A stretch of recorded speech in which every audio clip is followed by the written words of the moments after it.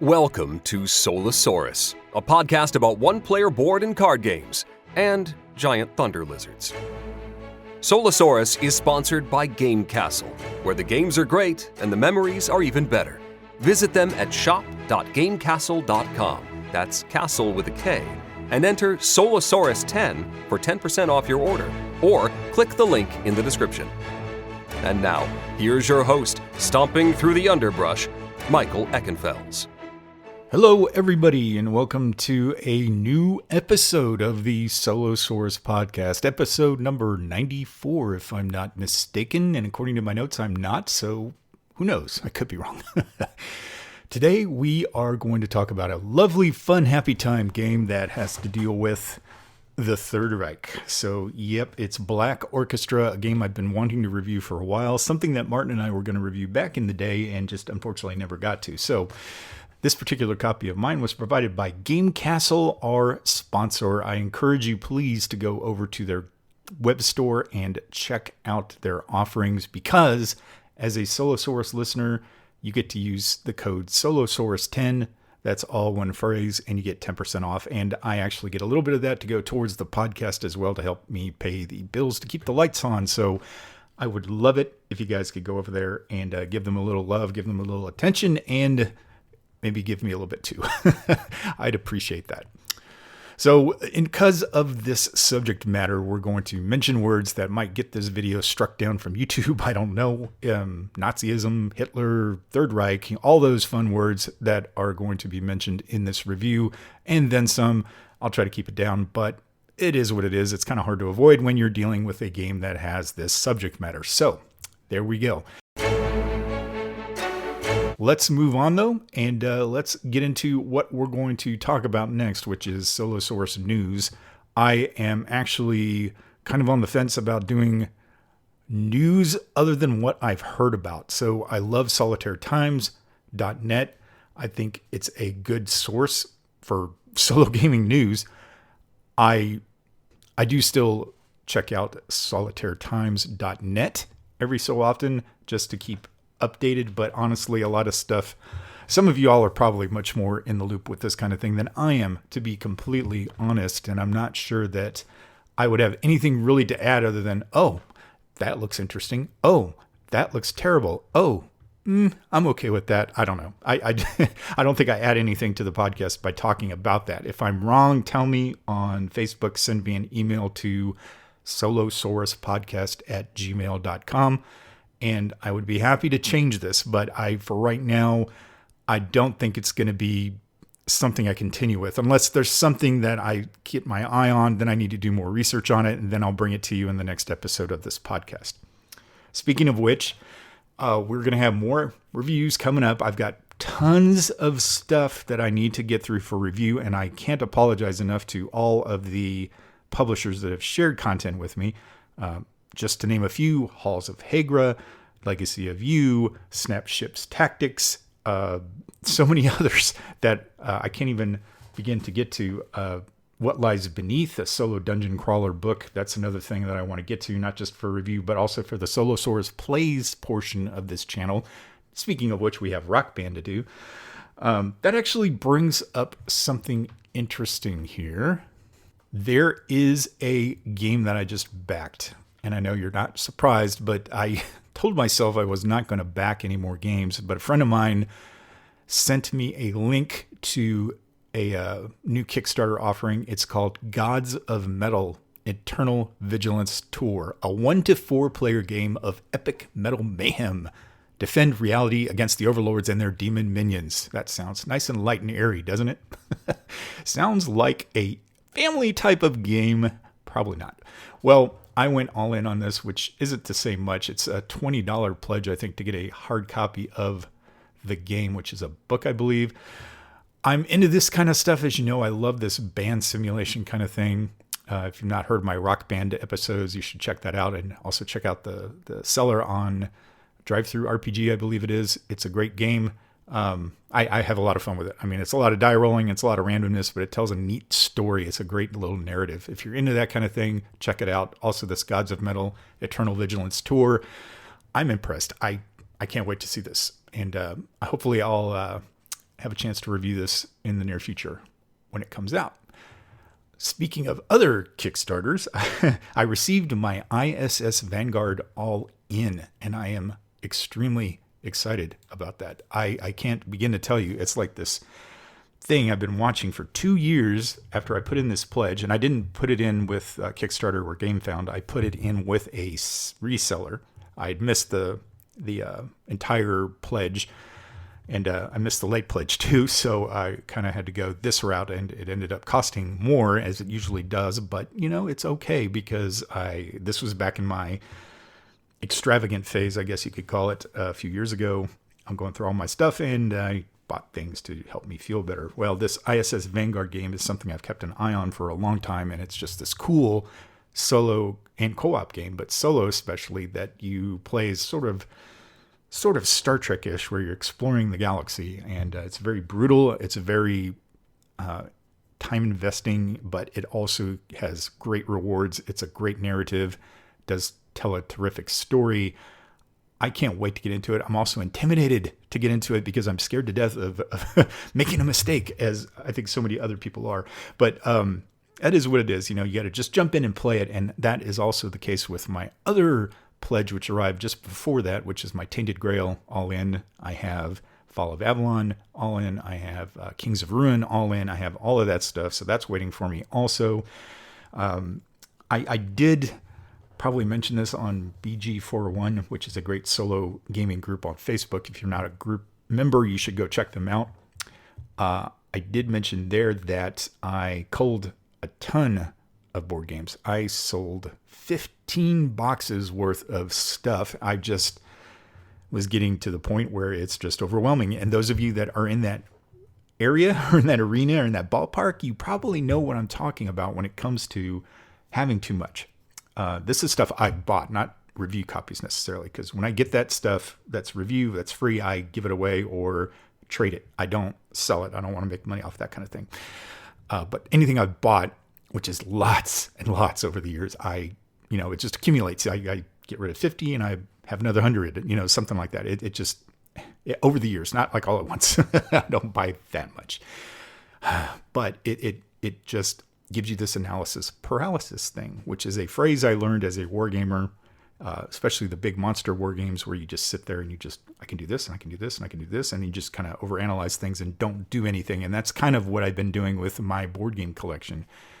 So I finally just sat down, went through it all, thought, I really don't want to get rid of this. I really don't want to get rid of that. But when will I ever play it? I've had this for 2 years. I've had this for 3 years, that kind of a thing. And it's just, it's gone. Not all of it. Because I really thought I cleared out a lot of stuff. And I thought I might have had 150, 100 games. No, I had 275.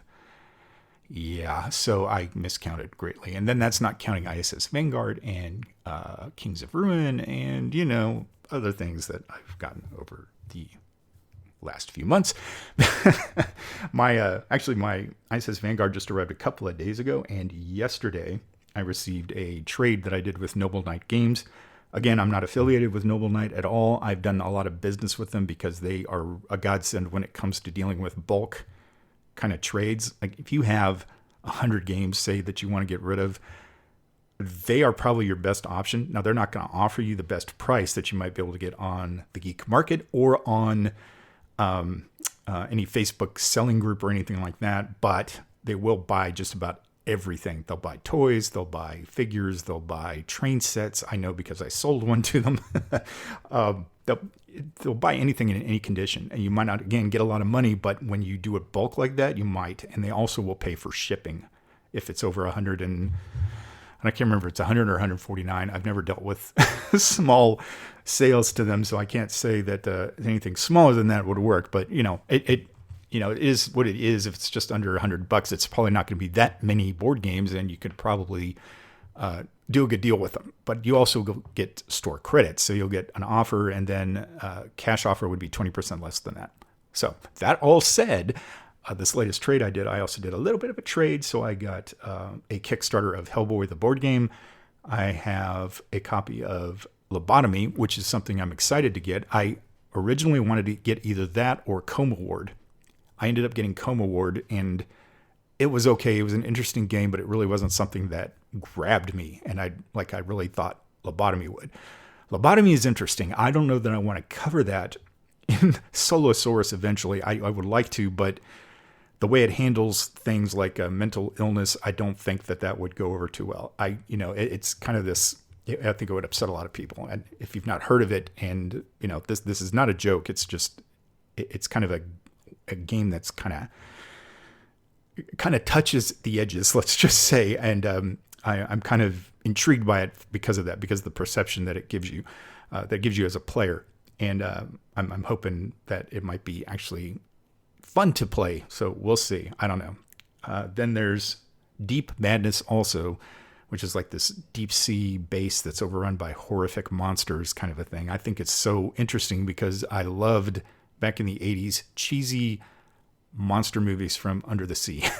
Under the sea. Sorry. Don't copyright strike me there for singing terribly.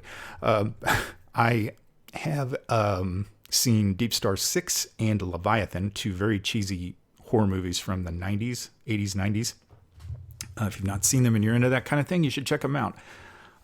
The Abyss is also kind of categorized there, though The Abyss is not really cheesy at all. It's a great movie. So anyway, that's kind of my thought process for getting that. And then I also ended up getting the Iron Maiden Pack 2 and 3, which are Iron Maiden expired. Yeah, I'm on a roll.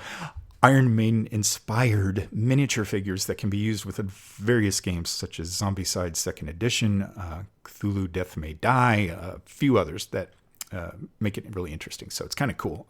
All based on the Eddie mascot from the metal band Iron Maiden. I already have Pack 1, so hey, I think I have a complete set. Go figure. So I'm pretty excited about all of that content. It's going to be a good time. Everything that I've kept is stuff that I want to play, and I will play. Hopefully, I might have to do another culling here because I redid my shelves.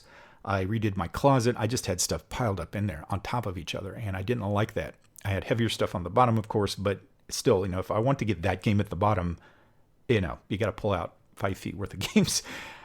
It was really that bad, and it's just was going to be a pain. So I put in shelves in my closet. I put the games in there. They're all nice and neat and organized, and I'm very happy about that. Though I've just about run out of room now because of these latest editions. But I'm okay. We'll get through this. It'll be tough, but I'll get through this. Anyway.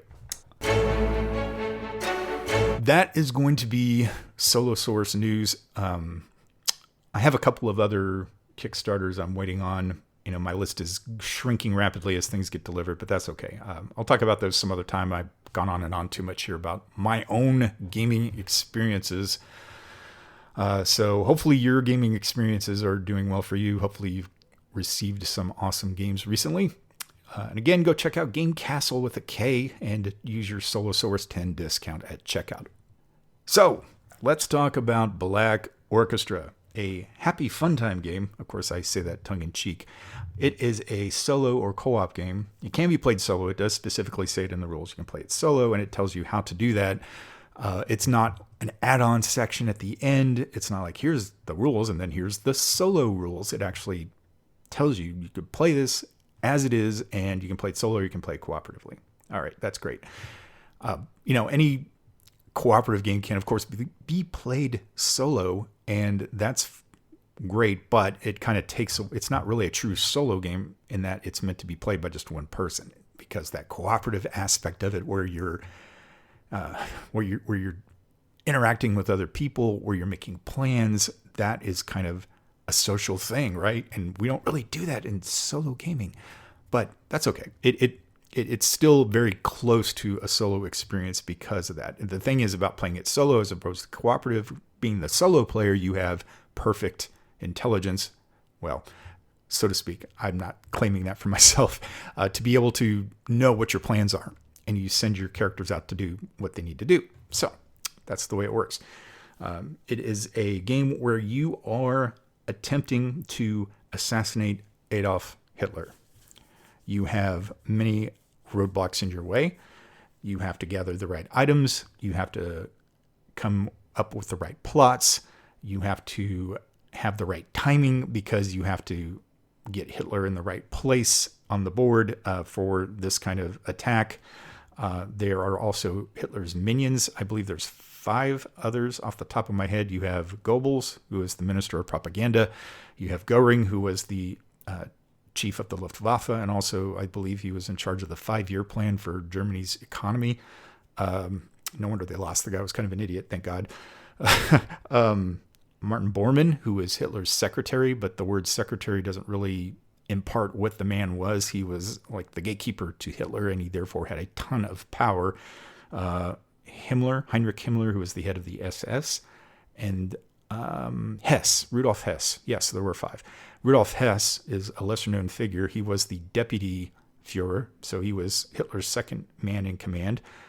He actually ended up abandoning Germany in 41, I believe it was, early 41, before the invasion of the Soviet Union, because he thought he could broker a peace deal with the British, and of course that did not work, and he was captured and spent the rest of his days in a British prison. So that I warn you again, though, I should warn you also, rather, that you're going to get a history lesson here, because I'm probably going to go off on these tangents as I talk about this game, because this is a subject that I'm not an expert in by any stretch of the imagination, but I do have a bit of knowledge that I want to share, and also I think it's important insofar as what the game is trying to communicate this to you. So in this game, as a solo player, you are told to play 2 characters. And these characters you can choose from are actual historic figures from Germany at the time. Individuals who were at some point or another were involved in plots or plans to assassinate Adolf Hitler. And that makes it a very historical piece. It's not just some random made-up character.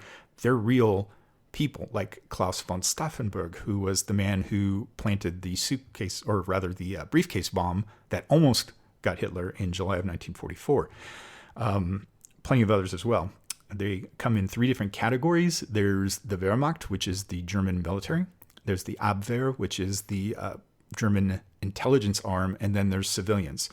That's important because some plots are will give a bonus if you are of one of those areas. So, for example, one plot might benefit a Wehrmacht character as opposed to a civilian character, or the other way around. So it's interesting to note that, because it will mean it'll impact your choices. And of course, since there's 3 categories, as a solo player, it says to play 2. You can only choose 2 of the categories, but it's your game. Of course, it just suggests 2. You can play 3 if you want, or 4 or 5. It just means the game is going to cascade that much quicker. But before I get too far ahead of myself to talk more about the game, let's just start at the beginning. Let's talk about components first. The components are utterly fantastic. The game has a dark theme to it. I mean, what game about assassination does not? But it also has to deal with assassinating Adolf Hitler, the head of the Third Reich. Of course, it's going to not be a happy, fun time game with stuffed animals and flowers and all kinds of fun stuff like that. It's going to be very dark and very heavy. So all the cards are designed with an eye towards that. Especially the game board, which is dark and foreboding. You have conspirator cards, which are, especially the game board, which is very dark and foreboding. The card designs are very dark as well, and it gets more so as the game progresses. The dice are very, I don't want to say gothic, but they're very well designed, very thematic. The only thing about it I really don't like are the pawns and the tracking cubes. It just seems kind of like they put all this thought into making these cards and making this board and making these dice and making these counters and all this cool stuff. And then you just got these wooden pawns that you can get like off of some random do-it-yourself board game website. Not that there's anything wrong with that. I'm just saying it's just like all this thought and thematic stuff, and then pawns or cubes. It's okay. It's just, one very minor little complaint. The game is divided into 7 stages, and the cards that are event cards that revolve around each stage start at 1, then you go to 2, then to 3, then to 4, and so on. And these represent stages of the Third Reich's history. So in stage 1, you're going to have things like the Anschluss of Austria, which was where Germany took over Austria. You're going to have the Sudetenland Crisis, which is where Germany took over the Sudetenland strip of land from Western Czechoslovakia. You're going to have the invasion of Poland. all the stuff that started early war. And it goes all the way through stage 7, which is pretty much the beginning of the end. So you're talking about Operation Overlord, D-Day, the invasion of France by the Allies, some other things as well, other disastrous occurrences to the Third Reich. But it's kind of this curve. It's kind of this bell curve. As you start at the beginning, stage 1, German power is not that great, but as you get into the middle game, it gets really strong, and then it just kind of starts to ebb away. But there's things at work that make it much more difficult technically as the game goes on. You have, on the map itself, you have circle spaces, and they're numbered. So they're numbered according to the events. So you have, in stage 1, you have access to stage 1 spaces. Stage 2, when you get there, you have access to stage 1 and stage 2 spaces, and so on throughout the game. It actually goes up to stage 5 on the map. So I think 6 and 7, you still have access to those spaces. But ultimately, it's just kind of a cool thing because it shows you physically on the board as Germany increases its power base and conquests, it opens up the map to you to be able to move around more and find more items. Because on each space, not each space actually, most spaces, there's item tiles. They're nice little counters that are designed to look like secret agent envelopes. You know, in the back, it looks like the back of an envelope, and you flip it over and it shows you an item.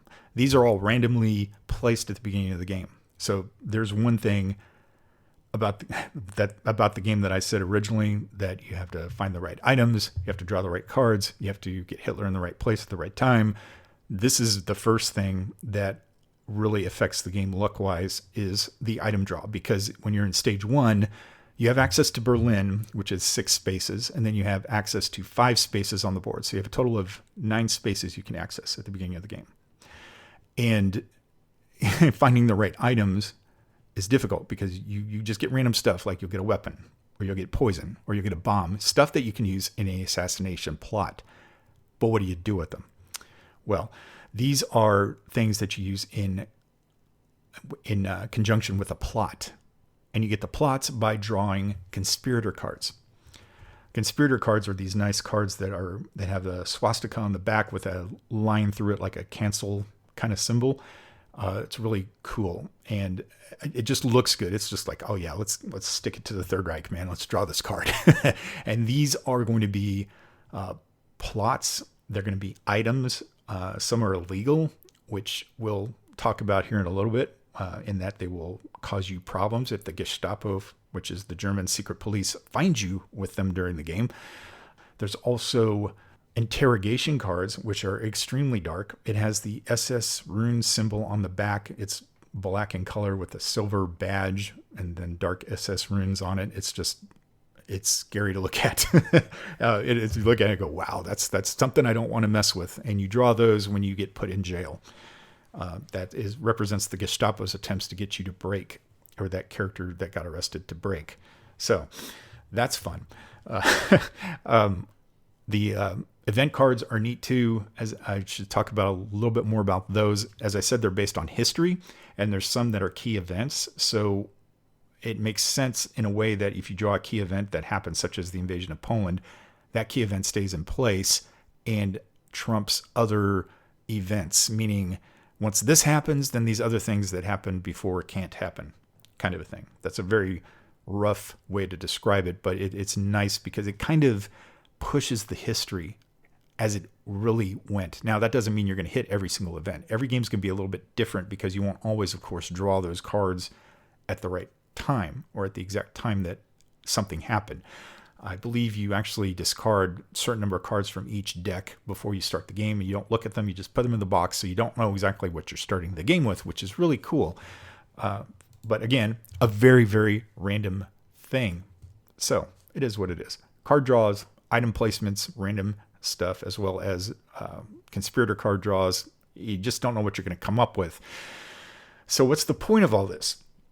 As I said, you have to gather items, you have to gather plot cards, you have to get other things like these bonus items, especially the ones that are illegal, that will get you in trouble with the Gestapo. They can be quite powerful, but again, I'll talk about this in a second. You use all of this and try to time things the right way. And how do you do that? Well, the plots will tell you need, such as a bomb plot. Say you need a bomb, and then you need an ID tag, say, or you need a weapon. And some other plot will say you need 2 poisons. If you are a Wehrmacht, or if you're a civilian, say you can get an extra die. What does that mean? Well, when you ready to try to execute a plot, your plot card will tell you what you get for each thing. So if you have all the items, you get a die to roll for each of those items. Any extra cards that you have in your hand that you drew from the conspirator deck, you can put those into play as well. Any other bonuses that you might have, you can do those also. So you pick up these dice and you roll them. And what you're trying to get is a target icon, which I believe is just one icon on one side of the die. It's a 6-sided, so you have a 1 in 6 chance of getting that result. If you get a number of those target icons equal or greater than Hitler's military support, which is a tracker on the board that goes from 2 up to 7, then he's gone. You win. Just like that. But it's not just like that, because it takes a lot to get to that point. This military support is a really cool feature of the game, and I waited till now to talk about it because, really cool. It's not cool historically speaking, but in the game function, it's pretty neat because it's based on those events. So when Hitler conquers Poland, military support increases. Hitler invades the Soviet Union, military support increases, because this represents how much power he has. This represents how much his inner circle is rallying around him and how difficult it is to get in close to perform an assassination. So when, as I talked about the bell curve with the events, it gets really difficult the higher or the further along in the history you get. And then as you get nearer to the end, though, it gets a little bit easier because military support starts to wane. The generals and others lose their faith in Hitler. He still had this power over all these people, of course, and made it very difficult to actually execute these plots. Speaking of which, there were dozens of them historically planned. I think I mentioned this to Martin once in a previous episode, and I can't remember the number. I want to say 42 were known plots, and there were some that came very close to actually succeeding even before the war started. Another point that I'm going to discuss here in a little bit about victory. So you gather these items, you get the right cards, you get the right dice together, and then you have to look at this military support and go, is it even worth trying right now? It can be a difficult slog. It can be very random, and it's a very random game. I mean, items are random, card draws are random, die rolls are random, event draws are random. It's all totally random, but it gives you still this sense of trying to manage your approach to this, and also looking at something extremely important, which is your character's motivation and suspicion. So something I didn't talk about before. These characters, each character card has a track for motivation and a track for suspicion.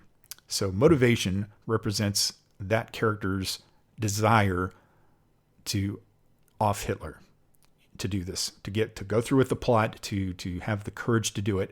It starts at timid, goes to skeptical, to motivated, to committed, and finally to reckless. Once you get out of the timid level, which is what you start the game at, you can unlock, so to speak, a special ability.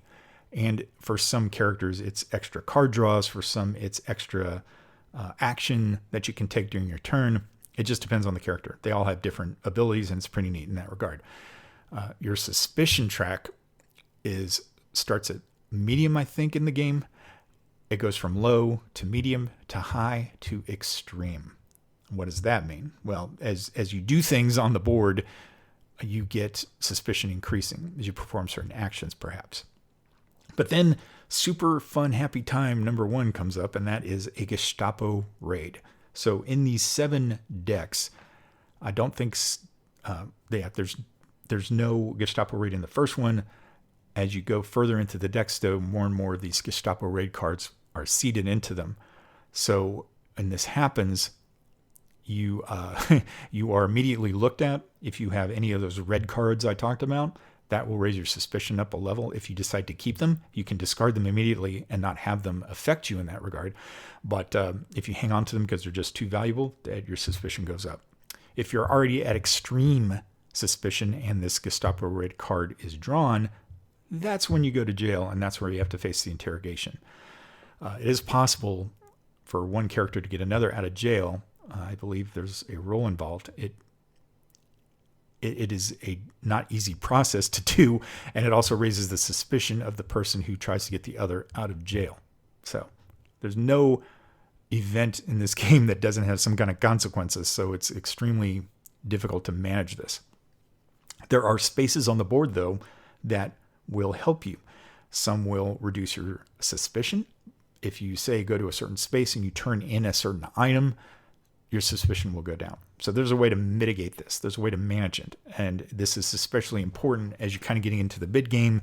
As the Third Reich gets more powerful, Hitler gets more untouchable, you are faced with having to manage your suspicion because you don't want to get arrested at a point where military support is like at a 6 or 7, because that's nearly impossible to get those many successes against him. So what do you do in a turn? In your turn, you take up to 3 actions.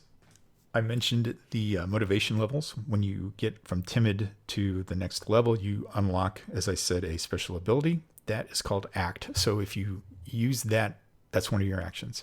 You can collect an item from a space as well, but you can't just collect one that's face down. You have to reveal it first.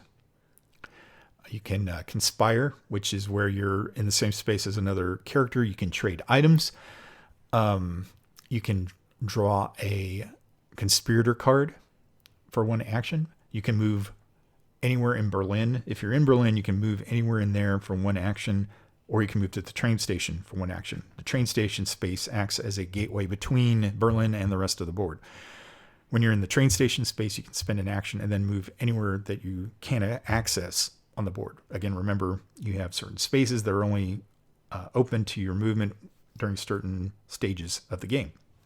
So you're limited to that. That's kind of a pain. I mean, if you're in Berlin and you want to go somewhere in Poland, you have to spend 2 actions to move. One to go to the train station, one to go to that space that you want to go to. And vice versa. If you want to go back to Berlin, you have to stop at the train station, then another one to get to where you need to go in Berlin. And then there's the release action. As I said, that's where you go into the jail and you try to release a character. You roll a die. If you get a certain result, then you've asked too many suspicious questions, and instead of freeing them, you get arrested. So when you're playing solo and you have 2 characters, one of them gets arrested. If you try to do that with the second character and they get arrested, the game's over. Simple as that. That's pretty much how the game goes. It's this swirl of chaos that, and the other thing too is some of these key events, or these events rather, that you draw send Hitler and his minions to certain spaces on the board. So you might have Hitler right where you want him, and then a card draw causes them to disappear. The thing is, you draw one of these cards, these event cards, at the end of every turn. So you act, then you have to draw an event card. Next character acts, then you draw an event card, and so on. So again, if you have 5 characters that you're playing, that's 5 events that are going to occur before you get back to the first character again. So, larger games like that can make it easier in that it gives you more chances to draw the right items, but at the same time, it's going to accelerate the game because this happens at the end of every character's turn. There are variants in the game, which is pretty cool, such as Trusted Lieutenants, which is something that I really had hoped for in the back of my mind. It's where it'll let you off a deputy.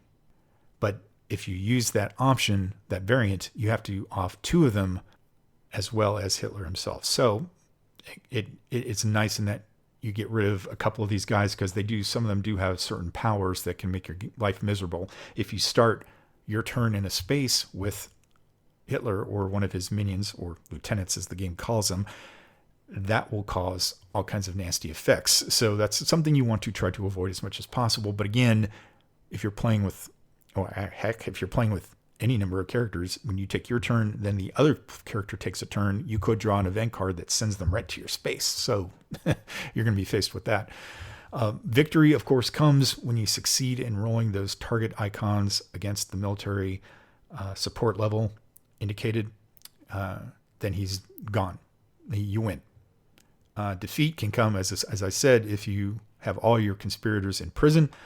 There's also a documents located card that you can draw. It's a very bad card that you can draw. It can cause you to lose the game.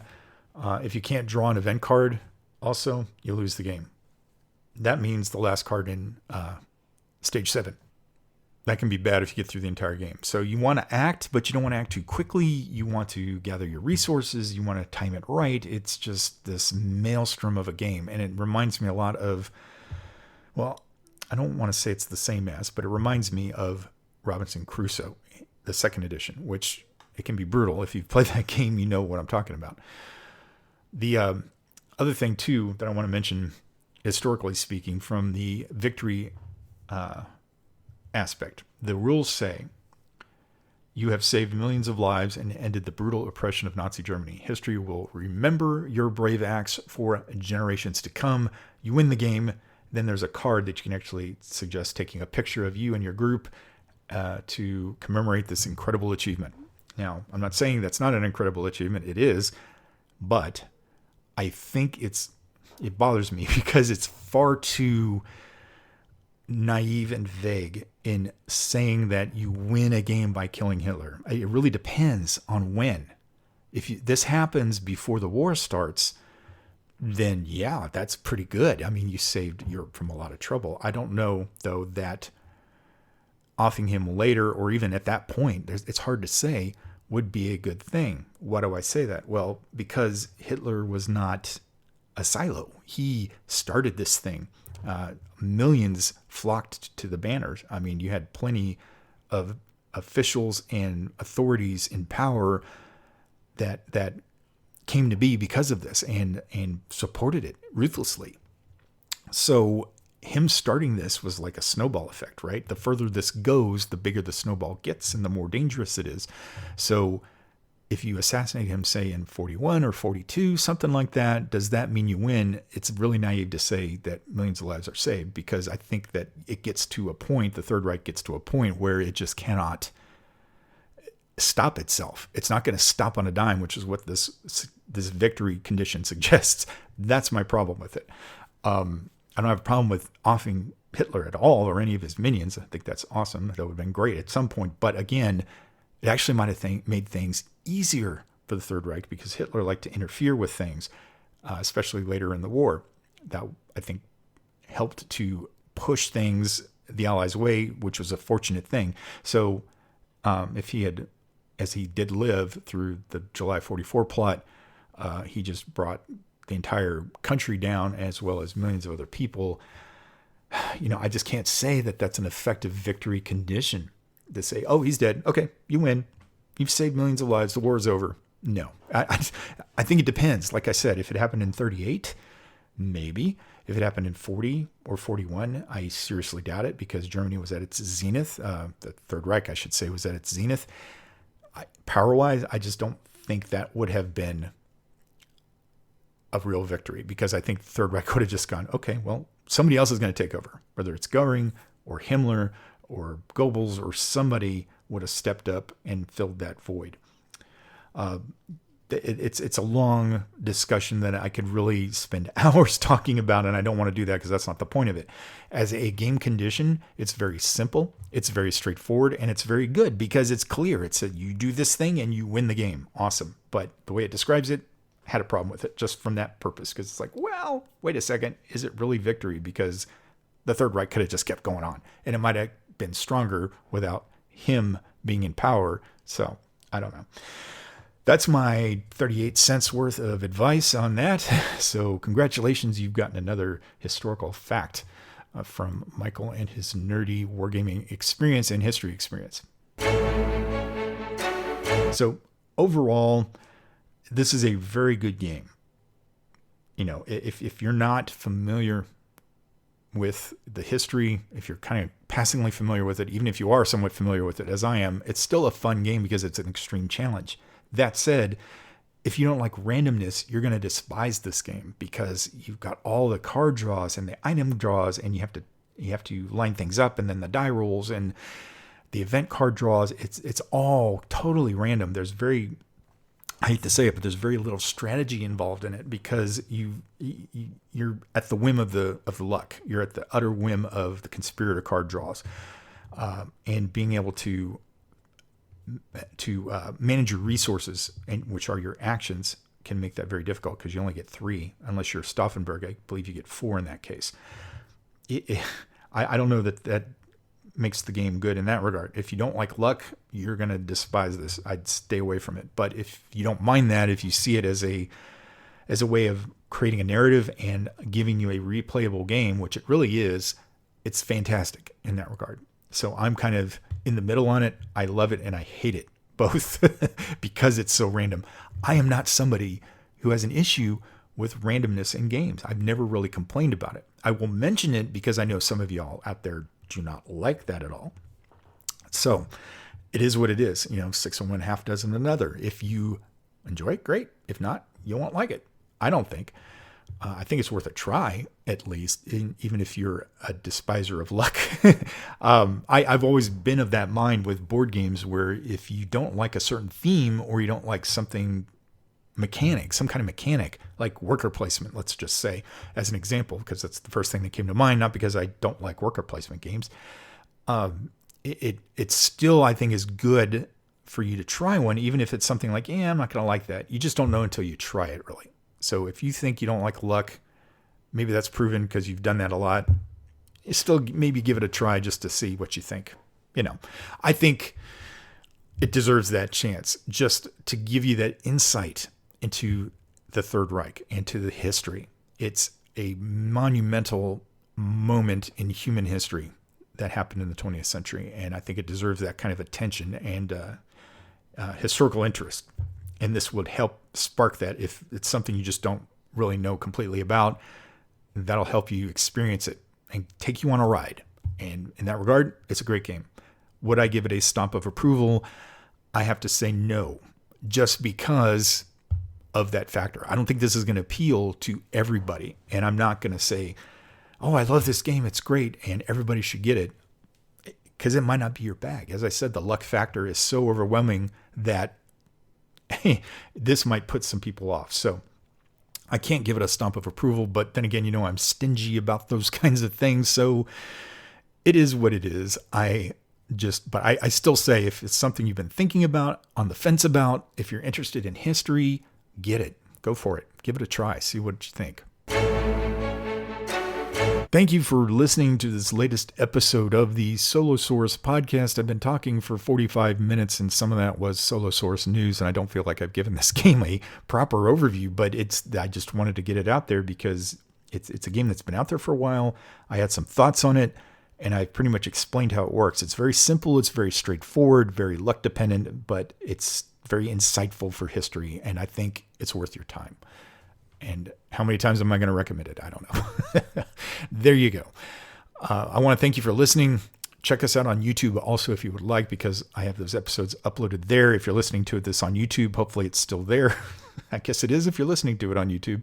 I'm also trying to be more interactive with Instagram. I post pictures there occasionally.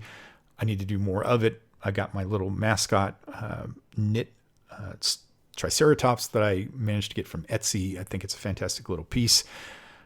Come check out the Facebook page, as I said. Write me an email at solosauruspodcast@gmail.com. Check us out at BGG gaming-related podcasts and blogs, Solosaurus, or you can just search for Solosaurus on BGG. And you can always reach out to me on BGG for a Solosaurus micro badge. I would be happy to gift you the gold. I have plenty of it thanks to a very supportive listener. So reach out to me there. My name is TexScriptor. That's TexScripter on BGG. Thank you for listening. As always, I am now going to be working on more stuff to give to you content-wise. I want to do some more Rock Band. I want to do some other games as well. I think I've had a lot of fun, especially with the Solosaurus play stuff, and I want to do more of that. So sorry for the delay in getting the episode to you. Sorry for being long-winded in some places, but that is episode 94. Thank you for listening. We'll see you in the next episode.